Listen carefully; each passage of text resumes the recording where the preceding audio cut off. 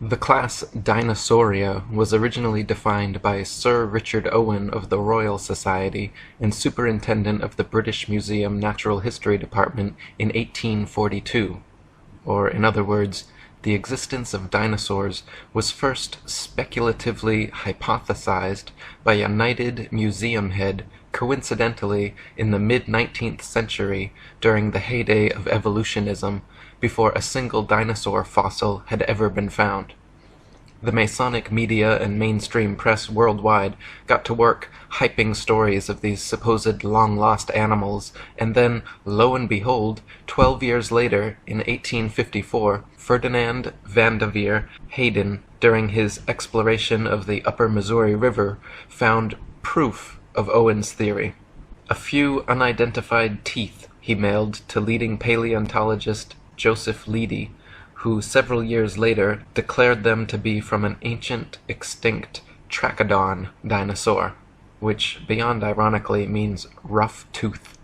Firstly, it should be needless to say that it is impossible to reconstruct an entire hypothetical ancient animal based on a few teeth.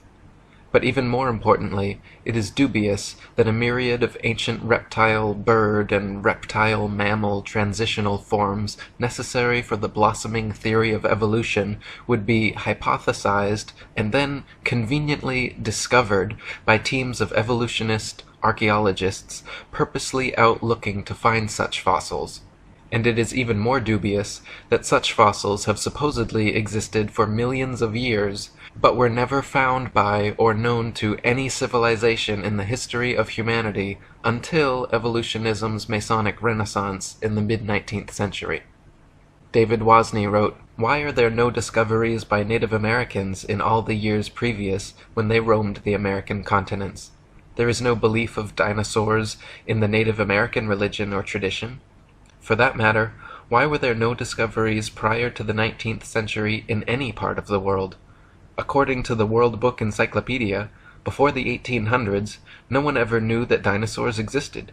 During the late 1800s and early 1900s, large deposits of dinosaur remains were discovered. Why has man suddenly made all these discoveries?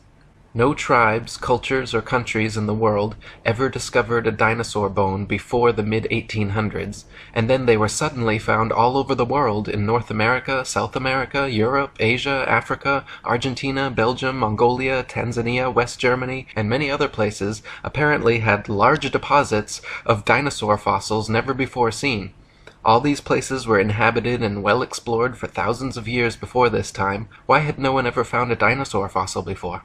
According to the book The Dinosaur Project, paleontological journalist Wayne Grady claims the period following this, from around 1870 to 1880, became a period in North America where some of the most underhanded shenanigans in the history of science were conducted. In what was known as the Great Dinosaur Rush, or the Bone Wars, Edward Drinker Cope of the Academy of Natural Sciences and Othniel Marsh of the Peabody Museum of Natural History began a lifelong rivalry and passion for dinosaur hunting. They started out as friends, but became bitter enemies during a legendary feud involving double-crossing, slander, bribery, theft, spying, and destruction of bones by both parties. Marsh is said to have discovered over 500 different ancient species, including 80 dinosaurs, while Cope discovered 56. Out of the 136 dinosaur species supposedly discovered by the two men, however, only 32 are presently considered valid, as the rest have all proven to be falsifications and fabrications. None of them once claimed to find a complete skeleton either, so all their work involved reconstructions. In fact, to this day, no complete skeleton has ever been found, and so all dinosaurs are reconstructions.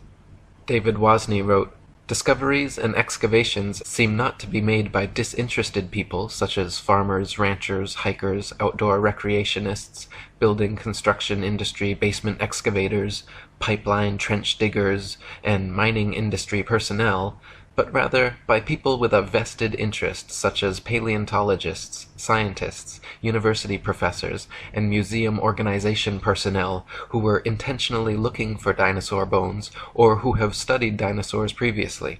Finds are often made during special dinosaur bone hunting trips and expeditions by these people to faraway regions already inhabited and explored. This seems highly implausible. More believable is the case of the discovery of the first original Dead Sea Scrolls in 1947, which were unintentionally discovered by a child and which were all published by 1955. In some cases of a discovery of dinosaur bones by a disinterested person, it was suggested to them by some professional in the field to look or dig in a certain area. Also very interesting to note are special areas set aside and designated as dinosaur parks, for which amateur dinosaur hunters are required to first obtain a dinosaur hunting license. Whatever destination these establishment-funded archaeologists and paleontologists set, it seemed they found incredible numbers of fossils in tiny areas. In one of the largest dinosaur excavation sites, called the Ruth Mason Quarry, over 2,000 fossils were allegedly discovered. Casts and original skeletons assembled from these bones are currently on display in over 60 museums worldwide. Florentino Ameghino, head of paleontology at La Plata Museum, is amazingly responsible for 6,000 fossil species supposedly discovered throughout his career, all in Argentina. Dinosaur hunter Earl Douglas sent 350 tons of excavated dinosaur bones to the Carnegie Museum of Natural History throughout his career, all coming from the Dinosaur National Monument in Utah. During an expedition to Patagonia, Dr. Louis Chiappe and Dr. Lowell Dingus supposedly discovered thousands of dinosaur eggs at a site of only a few hundred square yards. Many experts have mentioned how such finds of huge quantities of fossils in one area by just a few highly invested individuals goes against the laws of natural probability and lends credence to the likelihood of forgeries or concentrated planting efforts. David Wozni wrote, "Dinosaur bones sell for a lot of money at auctions. It is a profitable business. There is pressure for academics to publish papers. Museums are in the business of producing displays that are popular and appealing. Movie producers and the media need to produce material to sell to stay in business. The mainstream media loves to hype alleged dinosaur finds. Much is to be gained by converting a bland, non-dinosaur discovery of a bone of modern origin into an impressive dinosaur find and letting artists' interpretations and imaginations take the spotlight rather than the basic, boring, real find. There are people who desire and crave prestige, fame, and attention. There is the bandwagon effect and crowd behavior, and then there are people and entities pursuing political and religious agendas. Highly rewarding financial and economic benefits to museums, educational and research organizations, university departments of paleontology, discoverers and owners of dinosaur bones, and the book, television, movie, and media industries may cause sufficient motivations for ridiculing of open questioning and for suppression of honest investigation. The fact that T-Rex bones have sold at auctions for upward of $12 million shows how lucrative the field of dinosaur hunting can be, and it just happens to be museum officials who serendipitously seem to make the most prolific finds. The first dinosaur to ever be publicly displayed was the Hadrosaurus fulci at Edward Drinker Cope's Academy of Natural Sciences in Philadelphia. The bones were co-discovered by Joseph Leidy, Cope's esteemed professor, and the man responsible for the Trachodon Toothosaurus. The original Hadrosaurus reconstruction, which is still on display today, shows a huge plaster-cast bipedal reptile standing upright, using its tail as a third leg. What few people know, however, is that no skull was ever discovered, and no original bones were put in the public exhibit. David Wozni wrote, "A visual and a sculptural artist were promptly hired to invent a skull, and from the illustrations of another artist, who had depicted the iguanodon, the two artists drew the same face for the Hadrosaurus fulci. The people involved could now technically defend the existence of this dinosaur if someone were to ask. The stunt worked out so well and fooled the public so thoroughly that they could later change the head of the creature without anyone noticing. To this day, Hadrosaurus falci is on display at the Academy of Natural Sciences in Philadelphia. The bones are said to be kept behind heavy closed doors, but a plaster copy is exhibited in their place. So we learn of an iguana skull being substituted for the skull of a dinosaur on display. What was the public told at the time? What are we not being told today? What we are not being told is that this is the rule and not the exception.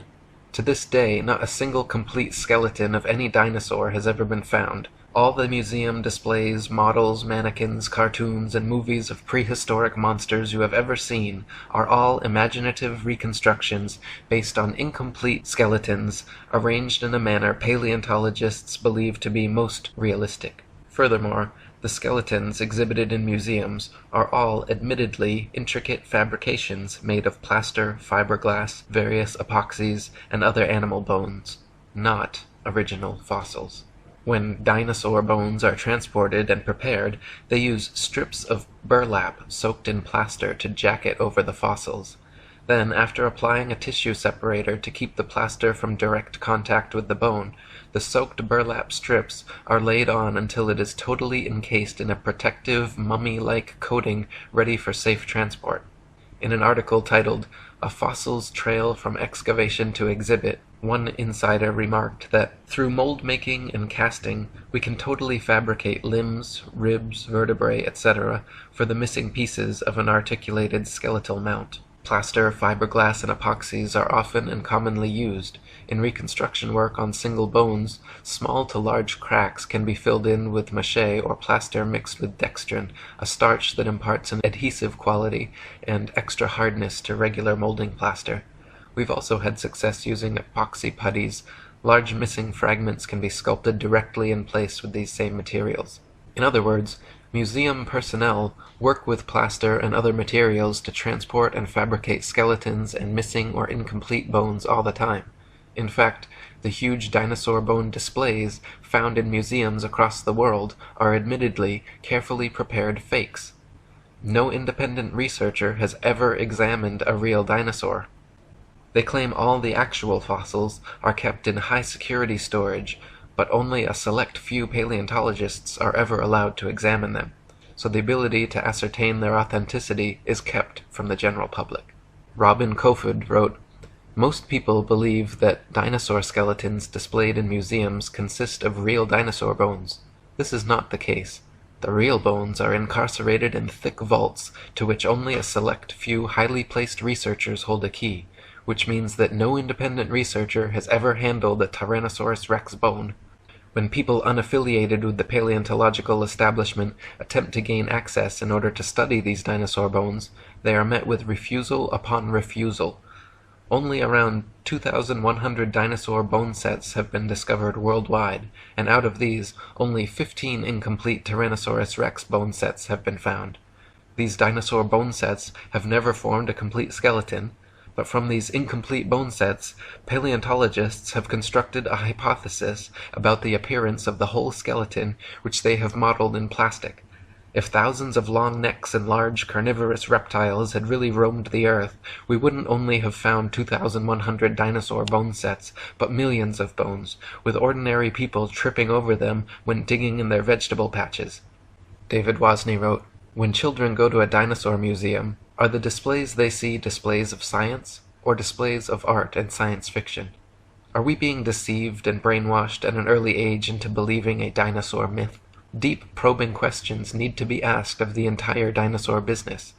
There may have been an ongoing effort since the earliest dinosaur discoveries to plant, mix, and match bones of various animals, such as crocodiles, alligators, iguanas, giraffes, elephants, cattle, kangaroos, ostriches, emus, dolphins, whales, rhinoceroses, etc., to construct and create a new man-made concept, prehistoric animal called the dinosaur, where bones from existing animals are not satisfactory for deception purposes, plaster substitutes may be manufactured and used. Some materials similar or superior to plasticine clay or plaster of Paris would be suitable. Molds may also be employed. What would be the motivation for such a deceptive endeavor? Obvious motivations include trying to prove evolution, trying to disprove or cast doubt on the Bible and the existence of a God, and trying to disprove the young Earth theory. The dinosaur concept implies that if God exists, he tinkered with his idea of dinosaurs for a while, then probably discarded or became tired of this creation, and then went on to create man. The presented dinosaur historical timeline suggests an imperfect God who came up with the idea of man as an afterthought, thus demoting the biblical idea that God created man in his own image. Type dinosaur skulls into a search engine, and you will find a variety of replicas, tailor-made dinosaurs, and museum-quality skeletons. One of the largest and most renowned suppliers of fake dinosaurs is the Zigong Dino Ocean Art Company in Sichuan, China, which provides natural history museums worldwide with ultra-realistic dinosaur skeletons made from real bones. Chicken, frog, dog, cat, horse, and pig's bones are melted down, mixed with glue, resin, and plaster, then used as base material for recasting as dinosaur bones. They are even given intentional fractures and an antiquated, fossilized look to achieve the right effect. Their website boasts, "Over 62% of our output goes to American and European markets, which means we will understand and are familiar with the intricacies and regulation of exporting to these regions. Since we are a partner of dinosaur museums, all products are made under the guidance of experts of the Chinese Academy of Sciences. We have gained a global sales network reaching the USA, Brazil, France, Poland, Russia, Germany, Saudi Arabia, South Korea, Thailand, Indonesia, exhibited in Peru, Argentina, Vancouver, Cincinnati, Chicago, and other places."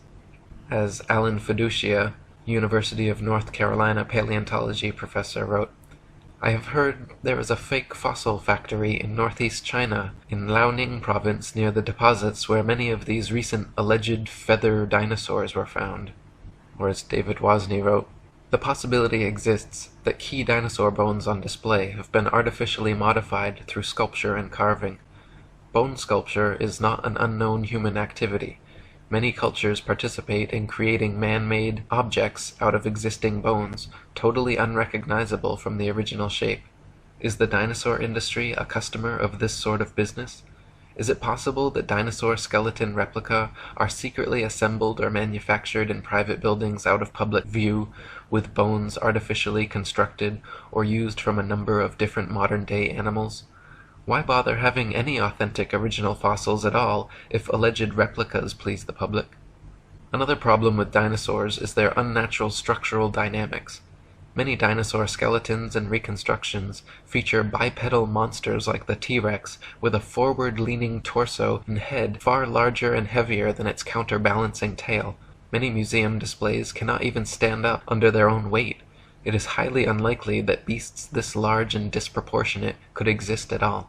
The loads acting on their skeletons are so great that calculations indicate the bones of the largest dinosaurs would buckle and crack under their own immense weight. Experts have also pointed out that dinosaurs would have to have moved much slower than portrayed in movies to prevent sudden shocks to their skeletons. David Wozni wrote, "This idea of slow-moving animals does not agree with the biomechanical analysis of dinosaurs, which indicate that the dinosaurs were agile, active creatures. This is the paradox between the dinosaur's size and lifestyle. Many displays and drawings of dinosaurs appear to be an absurdity, showing a two-legged animal that would be totally off balance, with the weight of head and abdomen much greater than weight of tail, which is supposed to act as a counterbalance. Is the dinosaur industry a case of science trying to meet public desires or expectations? The movie Jurassic Park is an example of showing dinosaurs much larger than any current displays in museums. After the movie came out, it is interesting to note that many articles were written asking, 'Is this possible?' I can recall a report of dinosaur DNA being discovered preserved in amber, which later turned out to be false." Robin Kofod wrote, "Overall, several millions of dollars have been spent promoting the existence of dinosaurs through movies, TV, magazines, and comics. The world of movies and paleontology are like Siamese twins. People's view on the existence of dinosaurs is based not on firm evidence, but on Hollywood-fixated artistic impressions. Documentaries colorfully illustrate each dinosaur's characteristics, like colors, weight, and muscle mass, but Don Lessam, advisor for Jurassic Park, admits that this is pure guesswork. Consider, for instance, the question of how much these dinosaurs weigh. Don Lessam says, "Scientists don't know how much dinosaurs weighed." Dinosaurs are presented to the public with colorful artistic reconstructions, drawings, models, mannequins, gigantic skeletons in museums, cartoons and movies showing these beasts in explicit detail, but the fact is, from the assigning and arrangement of bones in each species, to the impossible to discern soft tissue, skin, eyes, noses, color, hairiness, texture, etc., just like the many supposed ape-man species, all dinosaur reconstructions are 100% fictional fabrications created by invested and inventive evolutionists. They purposely present dinosaurs to children in the media to spark and bias their young imaginations toward their machinations. Cartoons like Ice Age and The Land Before Time, movies like Jurassic Park and Dinosaur Island, coloring books, dolls, plastic toys, elementary school textbooks, and huge displays in children's museums certainly have an effect on budding young minds. National Geographic and the Ice Age movies were produced by Mason Rupert Murdoch's News Corp and 20th Century Fox. The Masonic production company Universal Studios created Jurassic Park and The Land Before Time. They are owned by Comcast, whose main shareholders are Masons J.P. Morgan and the Rothschilds. Discovery Channel, which features many dinosaur documentaries, is also financially advised by N.M. Rothschilds and Son Limited. Former paleontology student Michael Forsell claimed on a radio interview with leading paleontologist Jack Horner that he was a total fraud, fabricating evidence and perpetuating the myth of dinosaurs. He continued on saying, "I started my career in the field of paleontology only to leave my studies once I realized the whole thing was a sham. It's nonsense. Most of the so-called skeletons in museums are actually plaster casts. They even do it openly on documentaries now, preserving the bones my ass. I struggled as a student mainly because I could not tell the difference between a fossilized egg and an ordinary rock, and of course there is no difference. I was treated like a leper when I refused to buy into their propaganda and promptly left the course. Dinosaurs never existed. The whole shebang is a freak show. They just grab a couple of old bones and form them into their latest Frankenstein's monster-like exhibit. We are all being fooled, and it's wrong, but together we can stop it." Many claim that since dinosaur fossils have been radiometrically dated to be tens of millions of years old, that their authenticity is thus proven. The fact is, however, that the methods used to date dinosaur fossils involve not measuring the actual fossils, but the rocks near where they are found. Most fossils are found near the surface of the Earth, and if a modern-day animal were to die in the area, paleontologists would be likely to date them the same age.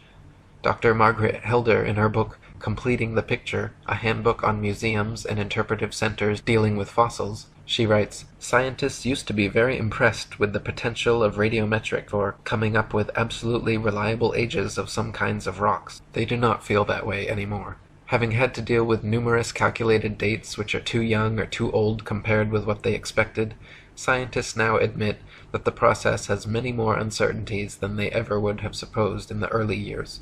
The public knows almost nothing about uncertainties in the dating of rocks. The impression that most people have received is that many rocks on Earth are extremely old and that the technology exists to make accurate measurements of the ages. Scientists have become more and more aware, however, that the measurements which the machines make may tell us nothing about the actual age of the rock." One of the main reasons that evolutionists needed the existence of dinosaurs was to answer the complicated problems present in the theory of evolution, including sea-dwelling animals evolving into land-dwellers, reptiles evolving wings, feathers, flying and becoming birds, as well as other reptiles evolving warm blood, live births, breasts, and becoming mammals, through their imaginary multi-million-year timeline and a variety of supposed transitional dinosaur forms. The paleontological establishment has been promoting various sea dinosaur, reptile/birds, and reptile/mammals to bridge these gaps. Many professionals and experts in the field have disputed such findings as often as they have been presented, however. Dr. Storrs Olson, a Smithsonian Institute scientist, wrote, The idea of feathered dinosaurs and the theropod origin of birds is being actively promulgated by a cadre of zealous scientists acting in concert with certain editors at Nature and National Geographic, who themselves have become outspoken and highly biased proselytizers of the faith. Truth and careful scientific weighing of evidence have been among the first casualties in their program, which is now fast becoming one of the grander scientific hoaxes of our age. No authentic feathers have ever been found with dinosaur fossils, though a few exposed hoaxes certainly attempted to fake it. Dr. Olson called the adding of feathers to their findings hype, wishful thinking, propaganda, nonsense fantasia, and a hoax. In the 1990s, many fossils with feathers were supposedly discovered in China, suspiciously close to the Zhejiang Dino Ocean Art Company, but when examined, Dr. Timothy Rowe found the so-called Confuciusornis was an elaborate hoax. He also found the Archaeoraptor, supposedly discovered in the 90s, was composed of bones from 5 different animals. When Dr. Rowe presented his findings to National Geographic, the head scientist reportedly remarked, "Well, all of these have been fiddled with." National Geographic then proceeded with their news conferences and media stories about the Archaeoraptor fossils being genuine and having found the missing link in evolution. Robin Kofod wrote, "In 1999, National Geographic magazine was busted when they presented in a colorful and fancily presented article the missing link, an Archaeoraptor dinosaur, which was supposed to support the basic tenet of evolutionary theory that dinosaurs had slowly developed over millions of years. Their proof consisted of a fossil where carefully arranged bone imprints gave the impression of a creature half dinosaur and half bird. The scam was discovered during a CT scan which uncovered unnatural bone links. National Geographic magazine was later forced to admit, when pressured, that the fossil was man-made." Paleontologists claim that Archaeopteryx is another transitional form of bird evolved from dinosaurs, but this theory falls on its face against overwhelming evidence to the contrary. Other species like Confuciusornis, Launingornis, and Eolalavis have all been found to be contemporary with the Archaeopteryx and are indistinguishable from present-day birds. Alan Fiducia from University of North Carolina, one of the most famous ornithologists in the world, stated, "I've studied bird skulls for 25 years, and I don't see any similarities whatsoever. I just don't see it. Theropod origin of birds, in my opinion, will be the greatest embarrassment of paleontology of the 20th century." Larry Martin from the University of Kansas, a paleoornithologist, says, "To tell you the truth, if I had to support the dinosaur origin of birds with those characters, I'd be embarrassed every time I had to get up and talk about it." Even if dinosaurs did evolve into birds to fill their evolution gap, it does not explain how something like the common housefly could have evolved. Flies flap their wings simultaneously 500 times per second. Even the slightest dissonance in vibration would cause them to lose balance and fall. But this never happens. How could they evolve such an amazing and specialized ability? Why were dinosaurs never discovered before the evolutionist renaissance in the mid-19th century? Why do paleontologists think they can reconstruct an entire species of ancient animal from a few teeth? Why have so many dinosaur discoveries turned out to be hoaxes? Why are all authentic dinosaur fossils kept under tight lock and key away from any independent analysis? Why has erosion and weathering not destroyed all these supposed prints and fossils that are allegedly millions of years old? If dinosaurs were supposedly wiped out by a meteor impact or other such catastrophe, why is it that all the other various animal species that exist today were not similarly wiped out? There are many more questions which need to be answered before anyone in their right mind should consider the existence of dinosaurs anything but a convenient evolutionist myth. Robin Kofod wrote, "The paleontological establishment can control which hypotheses will be constructed through textbooks and the curriculum. In this way, students are brainwashed into a pseudo-reality controlled by text material and the teacher's authority. A short practical example. A random dental bone is found at an excavation site, and from this dental bone, the rest of the skeleton is guessed at.